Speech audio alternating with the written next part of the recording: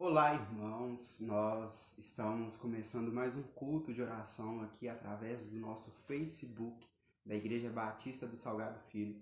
Você que está assistindo esta live, que está acompanhando posteriormente no YouTube ou no Instagram, seja muito bem-vindo à nossa igreja, de forma remota, e que Deus possa falar com você nesta pequena reflexão que nós iremos fazer neste culto de oração. A Igreja Batista Salgado Filho está na Rua Maria da Fé, número 330, no bairro Salgado Filho, em Belo Horizonte. Neste momento, nós estamos fazendo as nossas reuniões através das transmissões ao vivo pelo Facebook. Assim, quando nós voltarmos, você que está nos visitando de forma online, nós esperamos a sua presença. A todos que estão chegando, boa noite, que vocês sejam muito bem-vindos. Eu espero que Deus venha falar com vocês. O meu nome é Davi Samuel, eu sou seminarista da Igreja Batista Salgado Filho e hoje eu estarei trazendo a reflexão para o nosso culto de oração. E eu gostaria de primeiro que nós orássemos. Eu espero que você esteja aí mais voltado neste momento. Se você não estiver, eu peço que você tenha atenção, que você possa parar aí uns minutinhos. Não vai ser custoso para a sua vida, muito pelo contrário. Acrescentar muito na sua vida uma reflexão bíblica, ou que Deus tenha a falar com você no dia de hoje e que a gente possa ter uma boa reflexão bíblica. Então vamos orar? Senhor Deus, Pai, nós agradecemos ao Senhor, ó Pai, ó Deus, pelo aquilo que o Senhor tem feito, ó Deus, em nossa igreja, ó Pai, ó Deus, em nossos lares, ó Pai, na nossa vida. E assim, ó Deus, nós venhamos te pedir neste momento, ó Pai, que o Senhor possa falar aos nossos corações. Que o Senhor, ó Deus, possa estar abençoando cada pessoa, ó Pai, que vai estar acompanhando este vídeo, que vai estar acompanhando esta reflexão, ó Deus. E nós pedimos ao Senhor, ó Deus, que o Senhor possa falar ao coração delas, ó Pai, ó Deus, e ao meu coração também, ó Deus. Que venha ser somente o Senhor falando, ó Pai, ó Deus, no nome do Senhor Jesus. Que o Senhor possa nos abençoar, que tudo ocorra para a tua honra e para a tua glória. No nome de Jesus. Amém. Amém? Hoje eu gostaria de refletir com os irmãos no texto de Hebreus 12, do versículo 7 ao versículo 13. Pega aí a sua Bíblia, ou acesse a sua Bíblia, Hebreus 12, do versículo 7 ao versículo 13, que diz o seguinte: É para a disciplina que vocês perseveram. Deus os trata como filhos. E qual é o filho a quem o pai não corrige? Estão sem essa correção, da qual todos se tornaram participantes. Então vocês são bastardos e não filhos.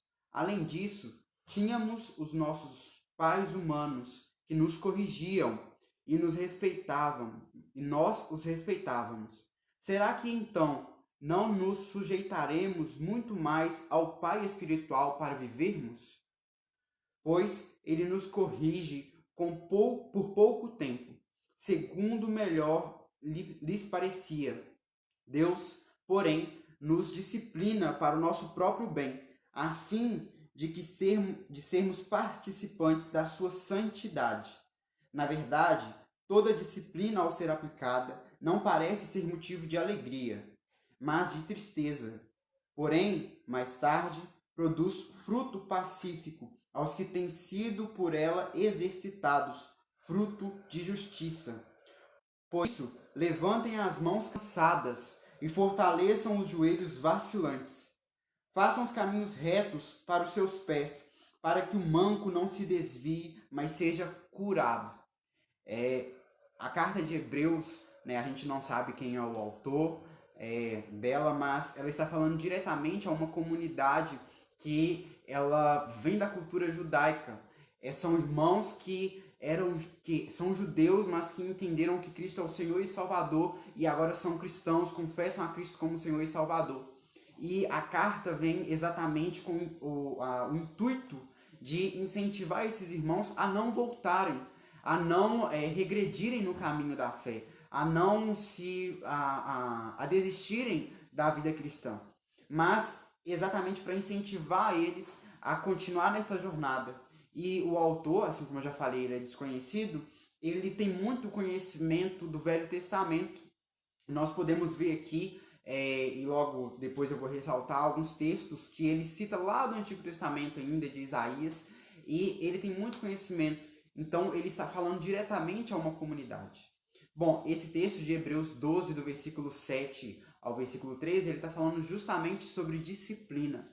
E a gente pode pensar naquela disciplina que os nossos pais, né, faziam com a gente quando a gente era criança, quando a gente é adolescente, até mesmo quando a gente é adulto. Só que o texto aqui não está falando sobre a disciplina do pai físico, mas a disciplina do pai espiritual para com seus filhos. E Deus nos corrige assim como o pai humano. A correção não significa que nós somos menos amados do nosso pai, tanto físico quanto o espiritual, mas ela significa que quem está nos corrigindo está vendo que nós estamos cometendo algo errado, que foge daquilo que é correto. E quem está nos corrigindo está nos direcionando a algo que é correto.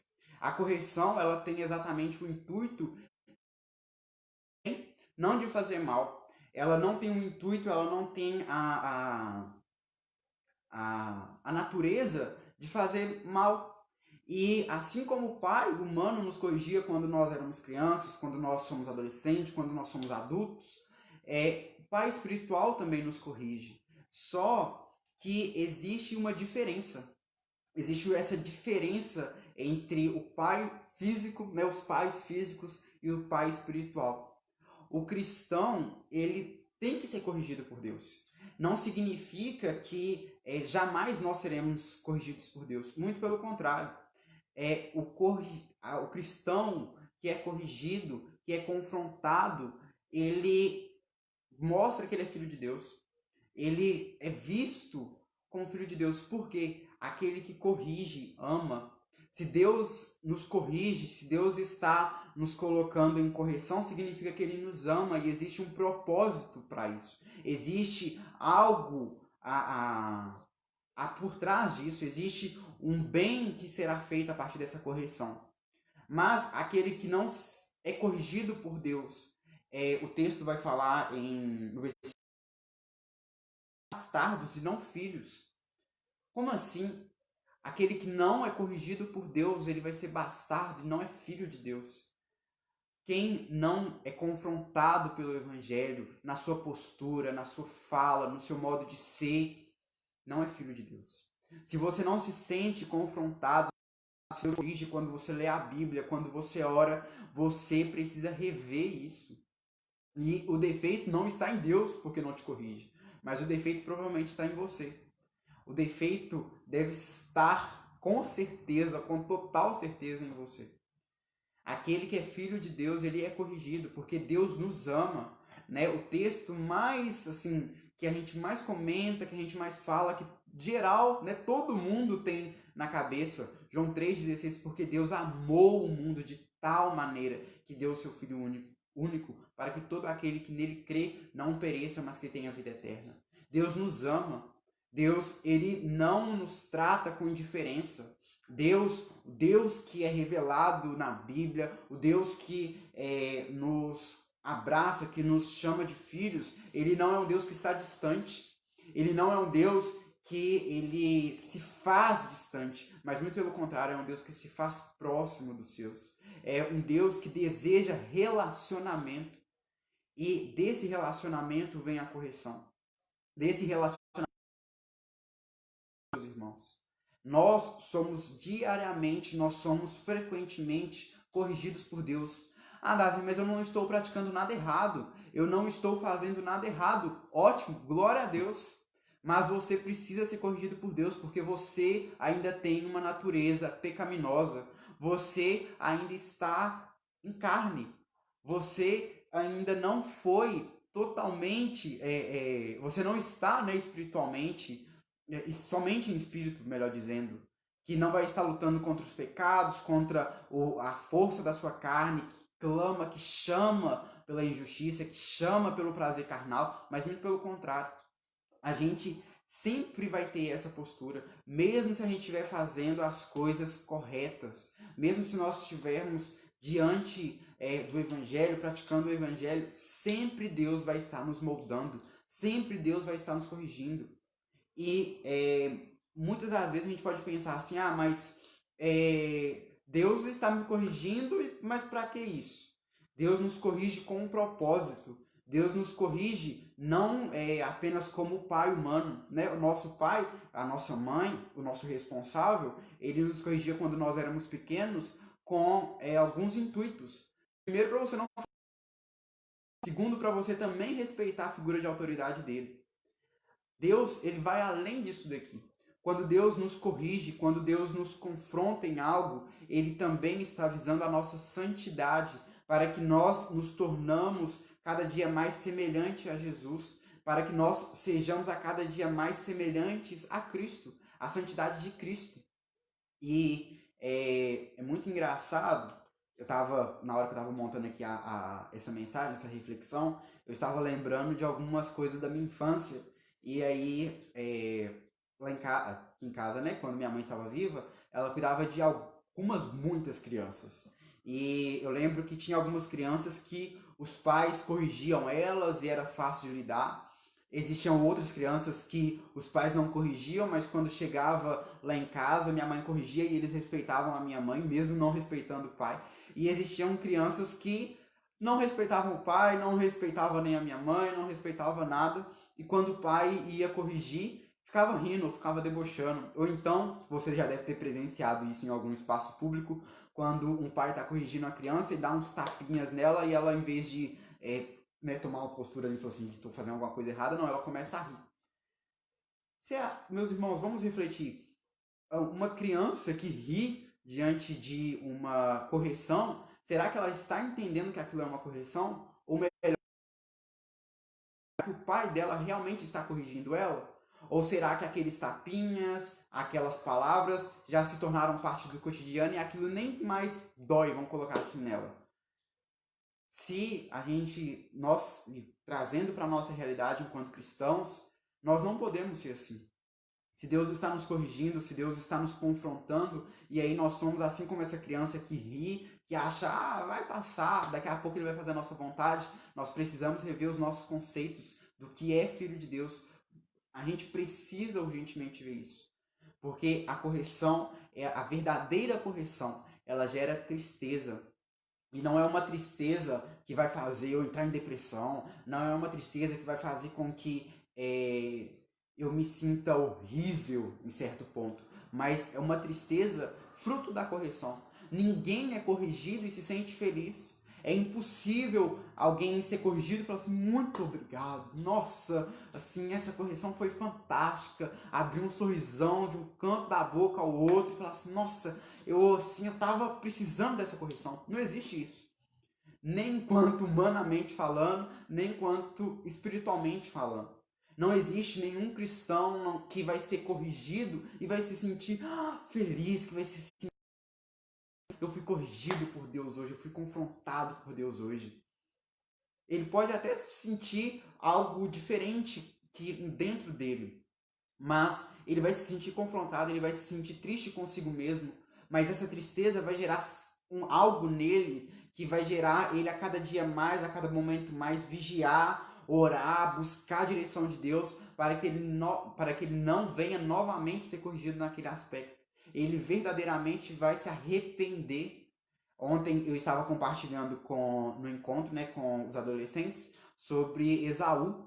Né? Esaú, ele chega ali no final da vida do pai dele, e ali Jacó já recebeu a bênção do primogênito, e quando ele chega ali aos pés do pai dele, o pai dele fala, não, eu já abençoei já Esaú, quem é você? E aí ele falou assim, meu pai, eu sou Esaú. E aí Isaac fala assim, não, então seu irmão veio antes e tomou a bênção que foi por você. E ali Esaú, ele chora, ele se ira, não porque ele se sentiu arrependido há algum tempo atrás por ter vendido a sua primogênita irado, ele se sente com raiva, ele sente ódio daquilo e ele dias ali do pai dele para que ele venha matar o seu irmão. Só que Saul chora ali na presença dele. Choro não significa verdadeiro arrependimento. Choro não significa que você verdadeiramente se arrependeu.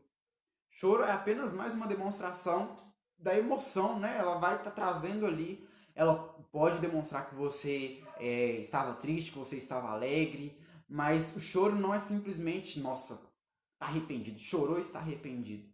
Esaú, ele não se sentiu arrependido, ele não teve um arrependimento ali naquele momento, tanto que ele fala que ele vai matar o irmão dele, que ele vai atrás do irmão dele ali para vingar o que o irmão dele cometeu com ele. E a correção ali não foi nada, ele poderia ter se mancado, falou assim, nossa, eu troquei a minha primogenitura, eu troquei algo que era espiritual, eu troquei algo que eu não poderia trocar por um prato de lentilhas, por um prazer que foi instantâneo. Ele não pensa nisso, ele simplesmente se sente irado e vai ali e pede aquela bênção para Isaac. E ali Isaac fala que ele vai servir o seu irmão, que ele vai ser o menor, vamos colocar assim, perante o seu irmão. O arrependimento, meus irmãos. A correção de Deus vai nos gerar arrependimento também. Ela vai nos gerar confrontamento dentro da gente, vai gerar esse arrependimento. Nós precisamos ser confrontados. Um cristão que não é confrontado, ele precisa rever os seus conceitos. Davi, mas eu tenho 30 anos de caminhada, eu tenho 40 anos de caminhada, eu tenho 50 anos de caminhada. Meu irmão, você ainda está no mesmo barco que o novo convertido, que tem um mês de convertido. Você precisa ser confrontado. Você precisa cada dia mais ser moldado pelo Evangelho. Você precisa ter a Bíblia como parâmetro. Você precisa ter Jesus como parâmetro, melhor dizendo. Você tem a sua santidade verdadeiramente igual a de Jesus, semelhante a de Jesus? Se você tiver, eu acho difícil você ainda estar aqui no nosso meio. Mas nós somos diariamente confrontados pelo Evangelho. Não existe um filho de Deus que não vai ser corrigido. Não existe um cristão, um crente, um irmão, uma irmã que vai se sentir alegre quando Deus o corrigir. Se você se sente alegre, você deve ser o super feliz. Eu aposto que os irmãos de mais longa caminhada também não se sentem felizes, mas gera uma tristeza. Mas o texto vai falar no versículo 11, fala assim: na verdade, toda disciplina, ao ser aplicada, não parece ser motivo de alegria, mas de tristeza. Ela vai gerar tristeza. Porém, o texto continua: mais tarde, depois de um tempo, ela vai produzir um fruto pacífico, algo que tem sido exercitado, que tem sido por ela exercitado, fruto de justiça. Nós somos desse jeito. Quando nós somos corrigidos e nós aceitamos a correção, nós vamos crescer. Nós vamos a cada dia mais ser aperfeiçoados, a cada dia mais a nossa santidade, ela vai ser moldada, ela vai ser construída, ela vai ser polida por Cristo, ela vai ser construída. E ela vai gerar fruto, algo que vai ser de justiça, vai ser um comportamento, vai gerar em nós atitudes, falas, comportamentos corretos, de paz. Eu lembro, e assim como eu já falei, né, eu estava montando aqui a mensagem, eu estava refletindo sobre algumas coisas da minha infância, e eu lembro que quando eu devia ter uns 10, 11 anos, eu estava sozinho em casa, e os meus irmãos tinham saído, a minha mãe tinha saído, eu não lembro para onde eles estavam, mas eu lembro que eu estava sozinho em casa. E a gente fazia, ainda faz aqui em casa, né, suco em garrafa PET. Então, chacoalhava lá o suco e tal, e deixava na geladeira ali pra vir tomar, colocar no copo, né? Aproveitar e tomar água. E lá se servia ok. E aí eu falei assim, e tinha uma regra lá em casa que era, sujou, lavou. Então se eu usei um copo, eu vou lavar o copo. Se eu usei o prato, eu vou lavar o prato. Se eu sujei o garfo, eu vou lavar o garfo. E aí eu falei assim, eu tô com preguiça de pegar o copo, colocar o suco no copo, tomar no copo, depois lavar o copo, guardar o copo. Eu vou abrir a geladeira, já que eu tô sozinho em casa mesmo, e vou tomar direto do bico da garrafa. E aí eu abri a geladeira, né? Tal, não sei o quê. E aí na hora que eu abri a geladeira, naquela emoção, eu peguei a garrafa, abri, tirei a tampinha. Na hora que eu comecei a virar a garrafa, eu vi a porta abrindo. E aí aquele momento gelou na minha mente. Eu falei assim, meu Jesus, tomara que não seja minha mãe. E na hora que eu olhei, era minha mãe. E ela só deu uma olhada assim pra mim. Agora você vai tomar tudo. E a garrafa tava cheia, 2 litros de suco. E ela falou assim, me obrigou a tomar o suco todo. E meus irmãos, naquele dia, eu tomei tanto suco, mas tanto suco. E de uma vezada só, fui virando a garrafa, virando a garrafa. E na hora que eu acabei de tomar o suco, eu olhei pra cara dela e falou assim, você nunca mais faça isso. E aí eu olhei, veio o suco voltando e eu vomitei no chão. E até hoje eu tenho um receio assim, se eu for tomar na garrafa, eu vou assim, não. Então, aquela correção, essa disciplina que a minha mãe fez comigo lá no passado, já tem quase 20 anos agora, com 10, 13 anos, olha quanto tempo que passou, ainda gera fruto. Uma disciplina, uma correção, ela vai gerar fruto. Ela tem um propósito final, né? A correção final minha era que eu não devia tomar suco na garrafa, porque outras pessoas iriam tomar aquele suco que estaria com minha saliva, né? Babujado, como diria. E até hoje eu lembro disso. E com Deus é a mesma coisa. Nós, quando passamos por situações, assim como os aqui em Hebreus, eles estavam passando por situações, eles estavam passando por dificuldades, pensando em voltar, em regredir na fé. E o autor, ele escreve algo, ele escreve esse texto com o intuito de falar, olha meus irmãos, a correção, o que vocês têm passado neste momento é Deus corrigindo vocês, é Deus aperfeiçoando vocês, para que vocês possam ser moldados, para que vocês possam ter a sua santidade lapidada, para que vocês possam crescer na fé. E se vocês estão se sentindo desencorajados, aí o autor vai dizer no versículo 12 e 13, por isso, levantem as mãos cansadas e fortaleçam os joelhos vacilantes. Façam caminhos retos para os seus pés, para que o manco não se desvie, mas seja curado. E o autor, ele dá esse encorajamento àquela comunidade, àqueles irmãos. Olha, fortaleçam-se, tenham as suas mãos, né, falam, levantem as mãos cansadas, fortaleçam os joelhos vacilantes. Se você tem se sentido desanimado, se você tem se sentido cansado, sobrecarregado na caminhada cristã, fortaleça-se, erga as mãos cansadas, né, os joelhos vacilantes. Existe algo que vai te fortalecer. Se você não está sozinho nessa caminhada, você não está solitário nessa jornada. O autor aqui ele vai estar lembrando aquela comunidade que eles não estão sozinhos, é para um encorajar o outro. E trazendo para o nosso dia a dia, se você tem se sentido sobrecarregado, cansado, com vontade de parar, com vontade de regredir na fé, não pare, não desista, porque existe uma comunidade de fé, existe a igreja, que existem pessoas sérias, sábias, cristão maduro na fé, que vai ajudar você a caminhar. Nós não estamos sozinhos. A Bíblia vai falar que é melhor serem dois do que um. É melhor serem dois do que um, meus irmãos. Nós estamos em uma comunidade. Você não está sozinho, você não deve enfrentar suas situações sozinhos.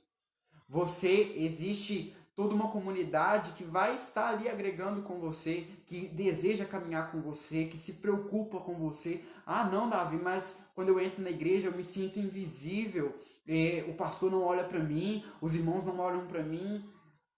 Já experimentou pedir ajuda? Você já experimentou e falou assim, pastor, eu estou precisando de um conselho, visto que você é um homem, uma mulher sábia, alguém que eu creio que vai me ajudar, você pode me ajudar? Você pode me ajudar a fortalecer as minhas mãos que estão cansadas, os meus joelhos que estão vacilantes na caminhada, nessa jornada de fé? Nós não estamos sozinhos, meus irmãos. Eu ouvi uma vez, né, de uma igreja que eu participava, que você só é a ovelha solitária se você quiser. Existem muitas pessoas que estão dispostas a te ouvir, a te aconselhar, a orar junto com você, a chorar junto com você. Ser irmãos na fé vai muito mais do que simplesmente se encontrar em domingo, em quintas-feiras ou em eventos, né, religiosos. Vai muito mais do que isso. Nós somos uma família. Nós iremos entender melhor uns aos outros. Já imaginou você virar para um não crente, para uma pessoa que não conhece a Cristo e falar assim: eu estou me sentindo cansado, eu estou me sentindo que Deus não olha para mim, eu estou me sentindo que tudo está parado na minha vida, que Deus está fazendo na vida dos outros. O que será que esse não crente vai falar com você? Para, só larga de ser bobo. Vai ficar nesse negócio de igreja aí. Vem cá, toma aqui uma bebida, toma aqui uma cerveja, ou vê tal coisa. Vai te aconselhar nos caminhos errados. Mas nós temos uma comunidade que vai nos entender. Se eu estiver fraco na fé e eu chamar um irmão, pastor, e falar assim: pastor, irmão, ora comigo, me ajuda, está acontecendo isso, eu tenho certeza, total certeza, que eu serei fortalecido, tanto por Deus quanto por esses irmãos. Deus vai usar esses irmãos, essas pessoas que já trilharam este caminho, que já passaram por essas situações, que são maduras na fé, para poder me ajudar. Então, meu irmão, você não está sozinho. A disciplina de Deus, a correção de Deus, ela pode, em alguns momentos, nos gerar tristeza, assim como foi falado aqui no texto. Uma hora a gente vai pensar, assim: nossa, mas Deus só está me confrontando. É exatamente isso. Mas não se sinta só. Seja fortalecido. Levante e fale assim: olha, eu preciso procurar ajuda. Esse pecado que eu não estou conseguindo vencer, essa situação que eu tenho enfrentado tem sido difícil. Eu preciso de um aconselhamento, eu preciso de alguém orando comigo, eu preciso de alguém chorando comigo, que vai entender isso. Você não está sozinho nessa jornada. Você não está solitário. Você não está solitário. Deus, ele nos colocou em comunidades, né? A igreja é uma comunidade. Nós somos cheios de falhas, somos. Nós somos cheios de erros, somos. Existem coisas que não saem bem. Existem momentos que são difíceis. Mas nós somos uma comunidade que tem um diferencial das demais comunidades que existem aí. Nós entendemos. Nós entendemos que Senhor e Salvador. Que essa jornada de fé nós estaremos não sozinhos, mas nós estaremos com mais pessoas. Existem mais pessoas que estão trilhando o mesmo caminho que eu. Existem mais pessoas que passaram por coisas iguais ou semelhantes a que eu estou passando neste momento. O que existe, né? Eu nunca, não sou uma criança, não fui uma criança que foi criada na roça nem nada, mas uma vez eu ouvi dizer que quando um animal mais novo, ele é colocado junto com o animal mais velho, porque o animal mais velho vai ensinar este animal mais novo na roça como trabalhar. Então, existem pessoas que já caminharam esse caminho que você está caminhando, se você é novo convertido. Existem pessoas que são sábias, que estão dispostas, existem pastores que estão dispostos a nos ouvir, a nos aconselhar, a orar conosco. Não se sinta só. A disciplina, ela vem. A correção, ela vem. Mas existe um propósito, é para o nosso bem. Por mais que não pareça. Amém, meus irmãos? Eu gostaria que a gente orasse para a gente poder encerrar este momento de reflexão bíblica e para a gente poder entrar nos pedidos da nossa semana. Então, oremos. Senhor Deus, Pai, nós agradecemos ao Senhor, porque o Senhor tem sido bom para conosco, ó Pai. Ó Deus, diariamente nós somos confrontados pelo Teu Evangelho, ó Deus, a mudar a nossa postura, a nossa fala, o nosso comportamento. E, Senhor, que a cada dia mais o Senhor possa fazer isso em nós. Ó Deus, que nós não venhamos ser bastardos, assim como diz o texto aqui, ó Pai, mas que a gente venha ser filhos que é corrigidos pelo Senhor, porque a correção vem porque o Senhor nos ama, porque o Senhor tem um propósito nessa correção, que é nos fazer o bem, para nos gerar frutos de justiça, ó Pai. Ó Deus, então nós pedimos ao Senhor que a cada dia mais a gente venha ser confrontado, ó Pai, na nossa vida pelo Senhor, ó Pai, pela Tua palavra, ó Deus. Ó Pai, que neste momento, ó Deus, essa pessoa que acompanhou esta mensagem, ó Deus, e tem se sentido sobrecarregada, ó Pai, cansada na fé, ó Deus, que no nome do Senhor Jesus, que ela venha entender, ó Pai, que o Senhor, ó Deus, possa ministrar o coração dela, que ela não está sozinha nesta jornada, nesta caminhada cristã, ó Deus, que existem irmãos na fé, ó Pai, que no nome do Senhor Jesus, Pai, que ela venha procurar ajuda, que ela venha procurar conselho, ó Pai, ó Deus, em pessoas sábias, ó Deus, em crentes maduros, ó Pai. Ó Deus, nós pedimos ao Senhor, ó Deus, que nós, enquanto comunidade, enquanto Igreja Batista do Salgado Filho, que cresça em cada irmão, que cresça em cada irmã, ó Pai, esse desejo de amar um ao outro, de se importar um com o outro, de ouvir um ao outro, ó Deus. Ó Pai, ó Deus, a Tua palavra fala que, ó Deus, nós seremos reconhecidos pelo amor que nós temos. Ó Pai, nós pedimos ao Senhor, gere em nós, gere em nossa comunidade de fé, gere em nós, enquanto Igreja Batista Salgado Filho, ó Pai, amor uns pelos outros, ó Deus. Porque muitas das vezes é fácil amar o que sai fora, o que está fora da nossa comunidade, ó Deus, mas é difícil amar o que está dentro, ó Pai. Ó Deus, então nós pedimos ao Senhor, nos ajuda, Pai, nos confronta nisso, ó Pai. Assim nós pedimos ao Senhor, em Teu nome. Amém. Amém? Eu gostaria de colocar alguns pedidos aqui, eu não sei se eu vou conseguir ver alguns pedidos que foram colocados. Alguns pedidos para a gente poder orarmos no decorrer da semana. A nossa irmã Ana Lúcia perdeu, né, a sua querida irmã, que também fazia parte da nossa igreja, a irmã Ivanilda, essa semana. Que nós venhamos orar pelos familiares, pela nossa irmã Lúcia, Ana Lúcia, e que a gente possa mandar uma mensagem para ela de conforto, de consolar ela nessa perda, e também pelos familiares que perderam também, né, que tiveram essa perda. E orarmos também para as famílias que receberam, né, no último sábado nós fizemos a entrega das cestas, o pastor Hermes falou aqui no domingo que sobre as cestas, né, que nós entregamos, foi uma parceria da Convenção Batista Mineira juntamente com a Visão Mundial, e mais de 44 famílias, né, foram abençoadas por essa cesta, e orarmos, né, por este trabalho, por essas famílias, que Deus possa abençoar elas, que a cada dia mais a gente possa, enquanto igreja, também abençoar elas. Nós também devemos orar, né, pelo nosso país. Gostaria de fazer esse pedido.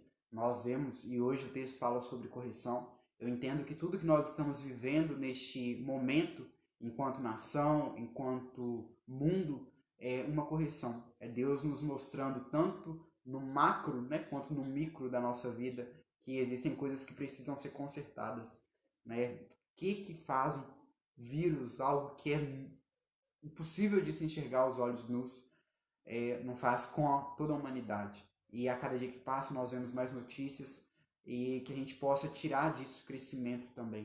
Que a gente possa ver que essas notícias, entender que existem erros que estão sendo cometidos, entender que também existem acertos que estão sendo cometidos.